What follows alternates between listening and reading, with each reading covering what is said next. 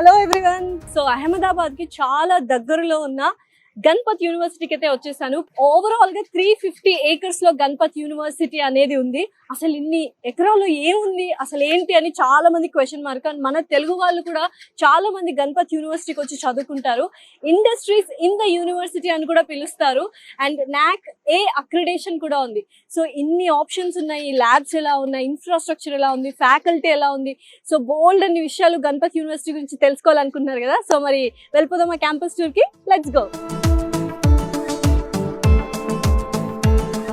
And enter అవ్వగానే ఒక beautiful positive aura అయితే వచ్చింది. ఎస్పెషల్లీ తెలుగు స్టూడెంట్స్కి environment, food, accommodation, safety, infrastructure, faculty, fee structure ఇవన్నీ కూడా very important.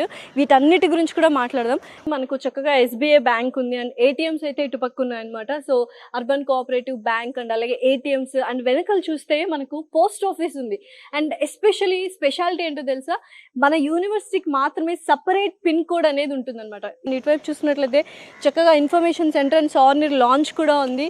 And campus stationery and photo కాపీల ప్రతి ఒక్కటి బిగినింగ్లోనే ఉన్నాయన్నమాట. సో కనుచూపు మేరలో అంటే ఇన్ఫినిటీ వ్యూ అంటారు కదా, అలా ఉంది. అసలు ఎక్కడ ఎండ్ అవుతుంది, ఎక్కడ స్టార్ట్ అవుతుందో కూడా తెలియట్లేదు. 350 acres లో గణపతి యూనివర్సిటీ ఉంది.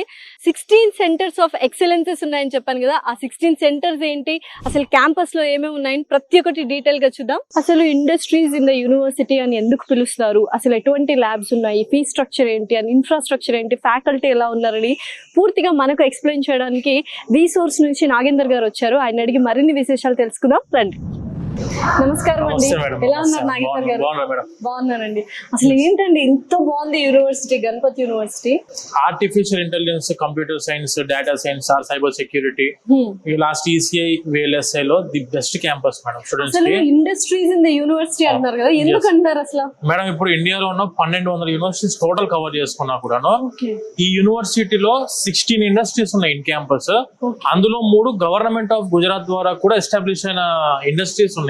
అంటే సెంటర్ ఆఫ్ ఎక్సలెన్సెస్ ఉన్నాయి, మ్యానుఫ్యాక్చరింగ్ యూనిట్స్ ఉన్నాయి, రీసెర్చ్ ఓరియంటెడ్ ల్యాబ్స్ ఉన్నాయి, దాంతో పాటు సర్టిఫికేషన్, గ్లోబల్ సర్టిఫికేషన్ ప్రోగ్రామ్స్ యొక్క సెంటర్ ఆఫ్ ఎక్సలెన్సెస్ ఇవన్నీ చాలా మనకి ఇన్ క్యాంపస్ లో అందుబాటులో ఉన్నాయి మేడం.